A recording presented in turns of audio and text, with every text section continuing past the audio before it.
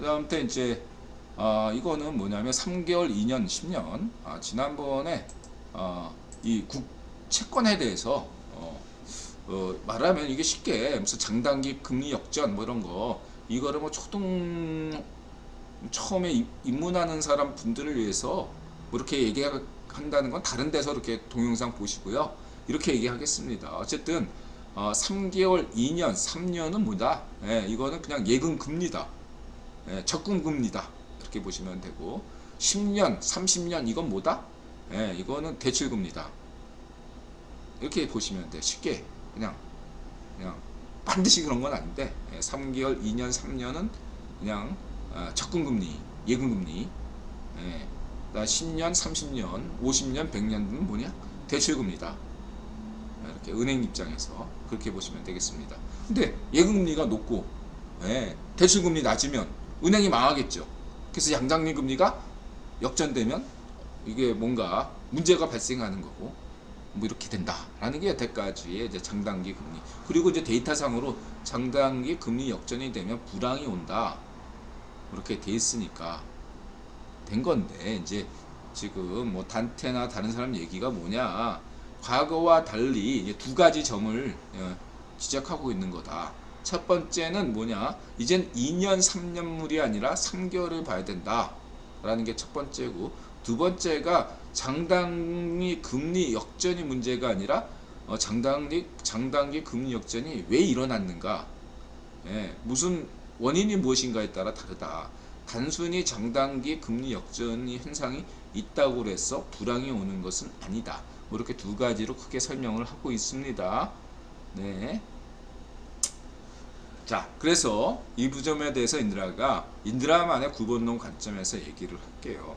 자, 과거 이제 인드라가 이제 재고순환 지표, 재고순환 금리 이런 얘기했을 때 이것과 재고순환 지표가 30개월 보통 이렇잖아요. 30개월. 과거의 재고순환 지표는 36개월 했던 거예요. 36개월이었는데 이게 점점 짧아져서 30개월로 됐다고 얘기했죠. 근데 인드라가 또 얘기했습니다. 재고순환 지표가 이 속도로 하면 언젠간 24개월로 간다. 라고 했고, 이런 어떤 재고순환 지표는 지금 저 채권으로 치면 2년물, 3년물하고 같은 거다. 과거에는 3년물이었거든요. 근데 지금은 점점 2년물로 가고 있어요. 2년물, 그러니까 3년물 채권하고 2년물 채권이 있는데 3년물, 과거에는 2년물, 3년물이었는데 지금 2년물로 가고 있다. 그러니까 재고순환 지표도 24개월로 가고 있고, 채권 금리도 3년에서 2년짜리로 간다. 이게 연동되고 있다. 저는 재고순환 지표하고 이거하고 연관이 있다. 이때 3년, 2년은 간단하게 생각해서 여러분, 적금으로 생각하시면 돼요. 과거에 적금을 들었을 때 36개월 적금 있고 24개월 적금이 있었습니다. 기억나시나요? 요즘은 뭐 저축한 사람이 워낙 없으니까. 과거에 이제 막 금리 높았을 때 경제 성장 시대 때는 다들 적금을 들었거든요. 그때 보통 적금이 어땠냐면 3년짜리가 많았어요. 과거에 경제성 성장 막 시절에는. 근데 이제 근래에는 3년짜리가 거의 사라지고 은행에 가면 2년짜리밖에 없습니다. 2년. 그마저도 뭐 사라지고 뭐 적금 저축, 보장 저축 뭐 이런 연금형 저축 뭐 이런 식으로 하긴 하지만 어쨌든 중요한 게 3년물은 거의 사라지고 2년물 남았다. 이것도 중요하다. 그럼 이게 의미가 있어. 왜 과거에 은행들은 왜 3년 적금을 들게 했을까? 2년 적금이나 3년 적금. 그건 뭐냐? 이거는 저는 제 생각에는 이건 인드라의 어떠한 다른 데서 이런 거 비슷하게 주장한 사람이 있는지 모르겠지만 인드라 재고순환 지표를 굉장히 중요시하는 사람이잖아요. 그래서 재고순환 이 경기 변동 중에서 가장 주기가 짧은 게 재고순환 지표잖아요. 주기가 36개월, 24개월, 30개월이니까 이거에 따라서 적금이 움직인다. 적금이 3년물인 것은 뭐냐면, 자, 어쨌든 봄, 여름, 가을, 겨울처럼 재고순환이 이루어졌단 말이에요. 이렇게 한 시간 딱 하면 되면, 경기가 좋을 때도 있고 나쁠 때도 있고 그럴 거 아니에요. 그랬을 때 미국과 같은 경우는 어떻죠? 상시해고가 가능합니다. 그래서 상시해고가 가능하잖아요. 미국은.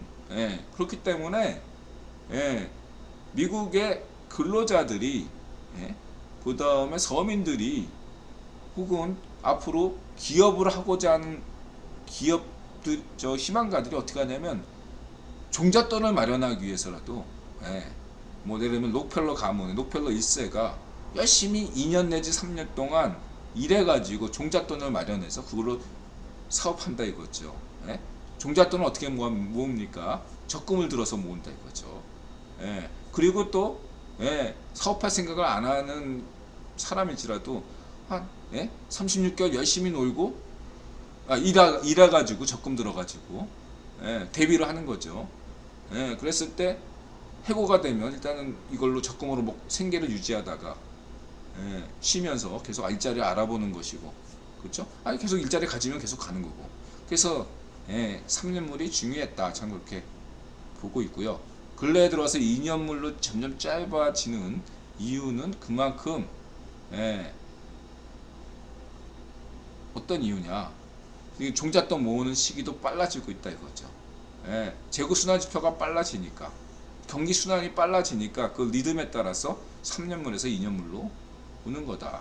이렇게 볼 수 있고요. 이제는 왜 그러면 3개월이냐?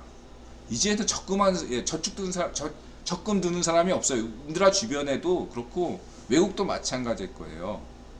예, 적금 드는 사람이 없어졌다. 예. 인드라가 90년대, 2000년대까지만 해도 적금 든 게 몇 가지가 되거든요. 그래서 인드라도 적금 안 들어요. 예.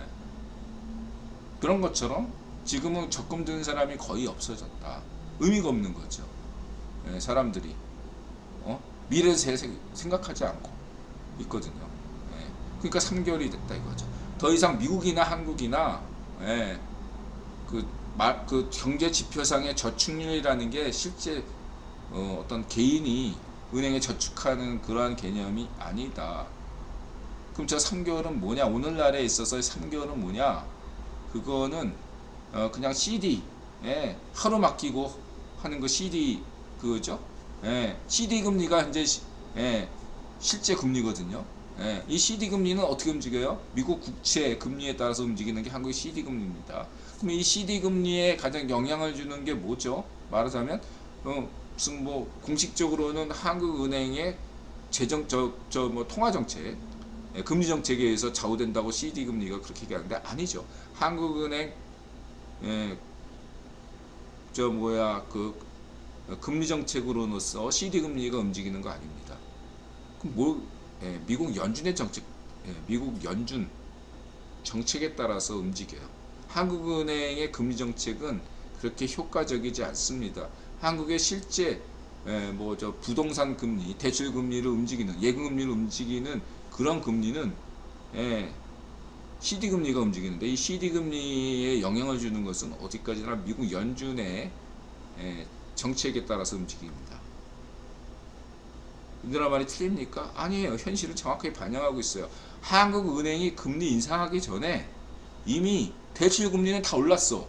은행의 시중의 대출 금리는 한국은행이 금리를 올리기 전에, 인상하기 전부터 이미 대출 실질 금리는 다 올랐다고요.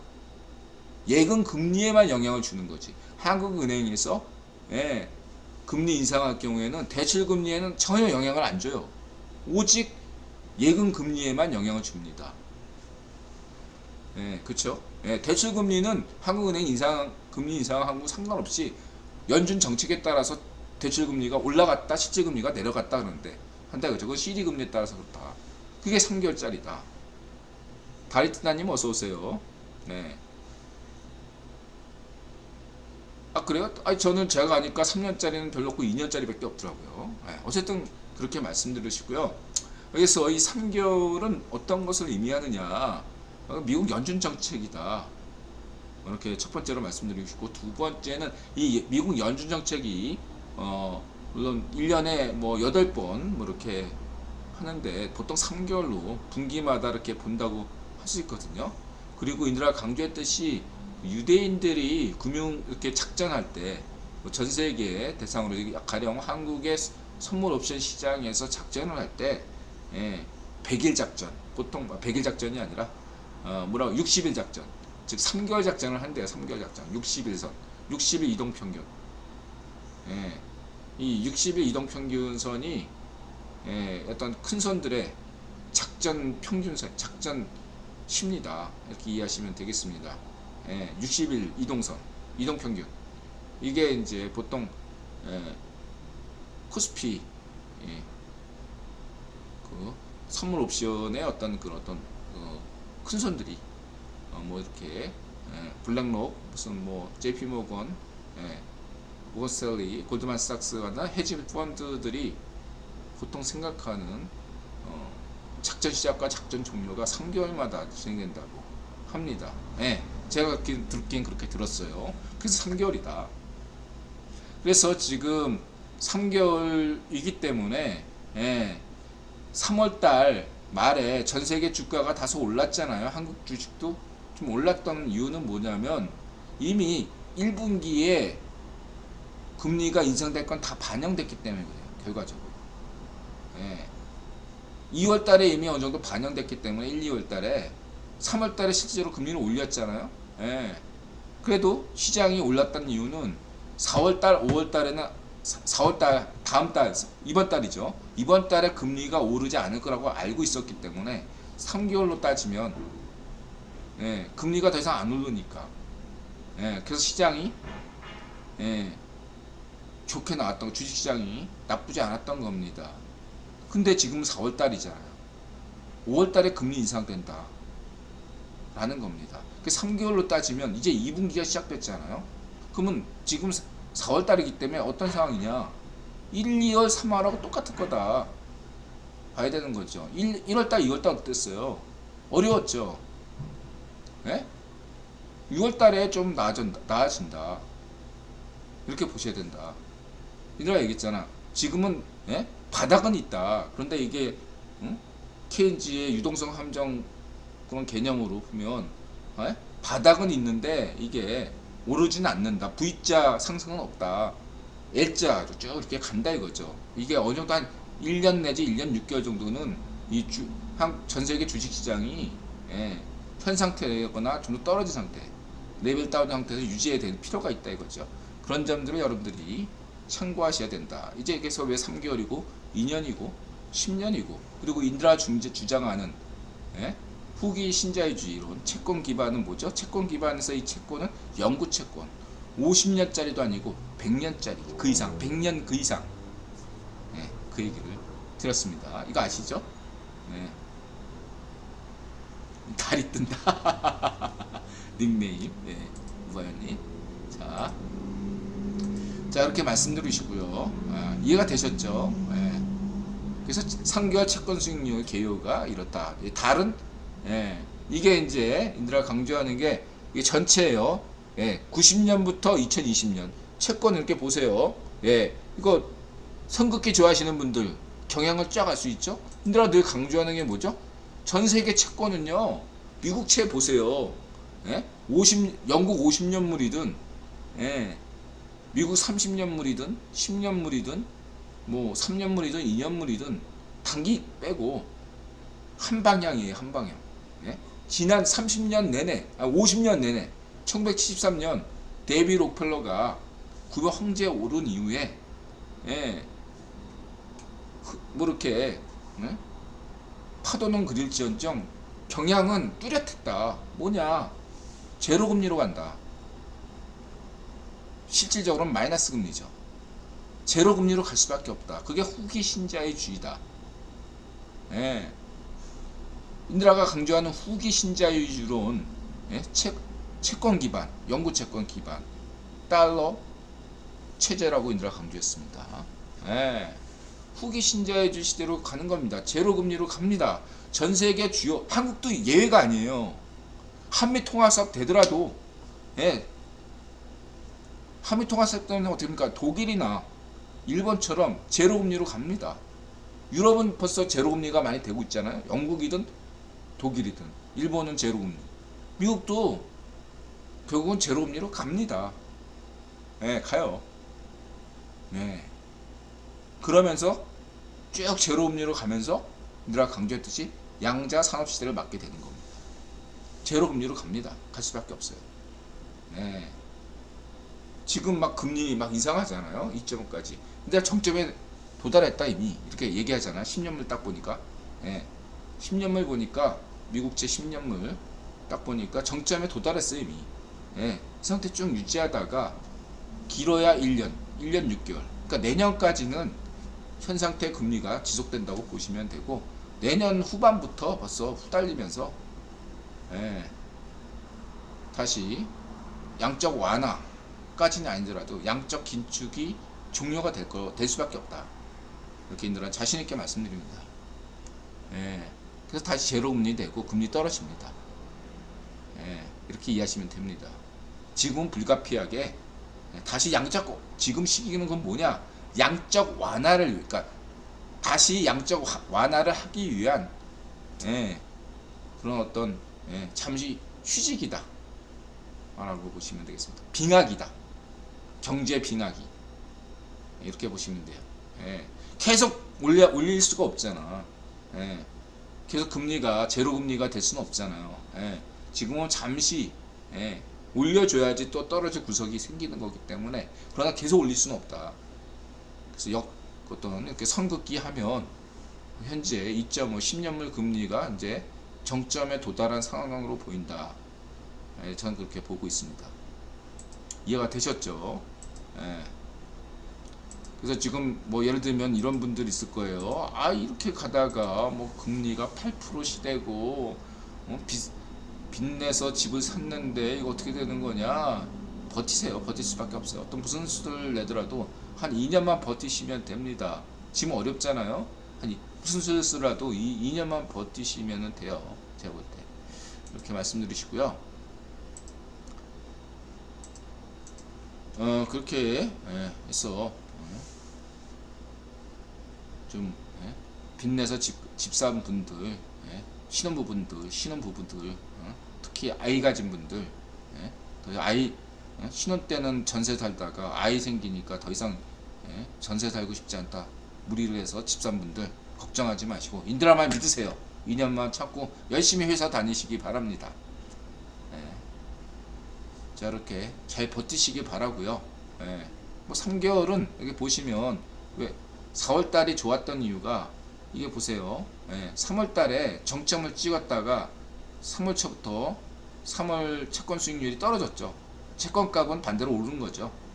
채권 수익률이 떨어졌다는 건 뭐죠? 금리가 떨어졌다는 건, 3개월 금리가 떨어졌다는 건 뭘 의미합니까? 그만큼 시장 상황이 여유로워진 거죠. 시장 자금이 유동성이 상대적으로 좋은 거니까, 시장 유동성이 좋으면 어떻게 되죠? 주식 시장으로 가는 거죠. 말하자면 뭐 부동산 시장으로 가거나. 그래서 3월 달에 나쁘지 않았던 겁니다. 상대적으로 미국이든 유럽이든 일본이든 한국이든. 이해가 되셨죠? 근데 다시 저 3개월이 이제 4월 달이잖아. 지금은 다시 오를 수밖에 없다. 5월 달 때문에. 5월 달에 금리 인상을 꽤 예상이 되거든요. 그래서 3개월 채권이 지금 약간 떨어졌는데 4월 달부터 다시 오를 가능성이 높다. 이렇게 보시면 되고, 반면에 2년 채권은 어떻죠? 향후 2년 동안 계속 미국 연준이 금리를 오를 거라고 예상이 되니까 당연히 2년물 채권은 계속 오르는 거죠. 떨어지는 게 아니라. 이렇게 이해하시면 되겠습니다. 뭐 10년물이야. 보통 뭐 인플레이션, 경제 성장을 바라본다 뭐 이렇게 했는데, 인드라 구기본 방식으로 이해하시면 돼요. 이 얘기를 하셔야 되겠네. 인드라만의 구기본론 관점에서 이 10년물은 의미하는 게 뭐냐? 아까 얘기했던 대출금리잖아요. 어떤 거냐? 10년마다 보통 재고순환 지표가 제일 짧은 3년짜리라면 그 다음에 하는 게 부동산 경기거든요. 부동산. 그게 18년짜리인가 그래요. 제가 알고 있게 18년. 근데 보통 그냥 10년 내지 18년. 그래서 10년 내지 18년마다 한 번씩 시설이 바뀌어야 되는 거죠. 시설 투자 안 하면 그 회사 새롭게 공장 다시 이렇게 리모델링 안 해주거나 아파트 이렇게 안 바꿔주면 어떻게 되죠? 안 되는 거죠. 그때마다 대규모 자금이 필요하니까 회사는 은행에 돈을 빌릴 수밖에 없죠. 그게 대출금리예요. 10년마다 이렇게 크게 한 번씩 조정을 주고 또 10년마다 한 번씩 불황이 왔잖아요. 금융위기가 왔잖아요. 10년마다 한 번씩. 원래 제가 여기는 그 18년짜리인데 건설 경기는 대략 그냥 10년마다 맞추자. 그래서 10년이 중요해진 거다. 이렇게 보시면 되겠습니다. 잊지 마시고 자 2년, 3년, 3개월은 그냥 예금금리, 10년 국채는 대출금리, 시설자금 투자 이렇게 이해하시면 되겠습니다. 인드라님 강조하던 달러 인덱스, 그러니까 정상 구간이에요. 달러 인덱스는 99.5에서 95.5 요 사이는 정상 구간입니다. 인드라 늘 강조하듯이 97.5를 중심으로 해서 위로 2, 아래 2 정상 구간이에요.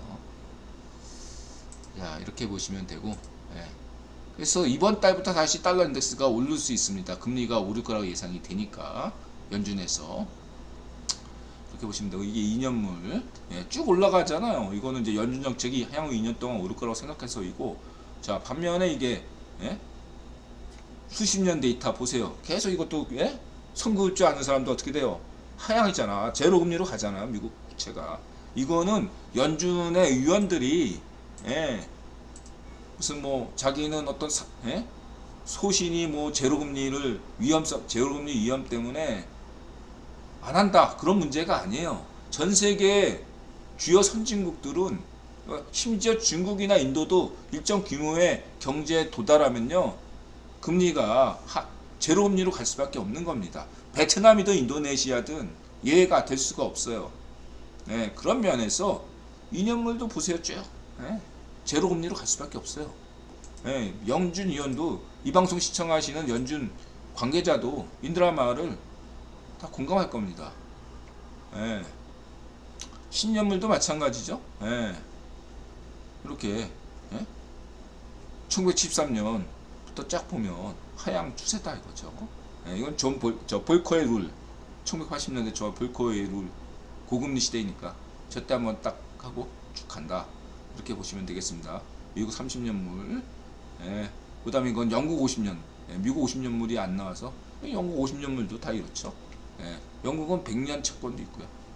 저 영국 채권을 지금은 영국 채권 개념을 50년짜리도 영국 채권으로 포함시키는데 엄밀하게 저는 본다면 저는 50년 채권이 아니라 앞으로 한국도 50년 채권을 발행하기도 했더라고요. 인드라 얘기에 고무돼서인지. 인드라는 그렇게 말씀드립니다. 삼성전자와 같은 우량 회사, 삼성전자나 현대차 이와 같은 우량 회사들은 100년 채권을 낼 자격이 있잖아요. 100년 채권. 그러니까 그리고 한국과 같은 베네수엘라 같은 나라는 결코 100년 채권을 낼 수가 없죠. 영구 채권 낼 수가 없습니다. 그래서 저는 기준을 영구 채권을 100년짜리로 잡아요. 100년으로. 그래서 미국 국채, 일본 국채, 유로 국채, 영국 국채, 그리고 한국 국채 이런 식으로. 그다음에 삼성전자, 알파벳 이런 데서만 영구채 100년짜리를 발행하는 거죠. 그리고 이 영구채가 향후 양자 산업 시대에 석유 대신 자원을 대체한다. 석유 대신 이 영구채들이 이 석유를 대체하는 겁니다. 채권 기반, 여태까지는 석유 기반이었다면 이제는 채권 기반 달러 체제가 되는 겁니다. 이 채권에는 뭐가 포함되어 있습니까? 뭐 탄소세, 어떤 탄소 펀드 이런 것도 포함되겠죠. 부부 펀드 이런 것도 포함되겠죠. 자, 어쨌든 그렇습니다. 이런 얘기는 인드라만이 전 세계에서 유일하게 하죠. 후기 신자유주의론. 인드라가 세계 최초가 많죠. 자, 이렇게 말씀드리시고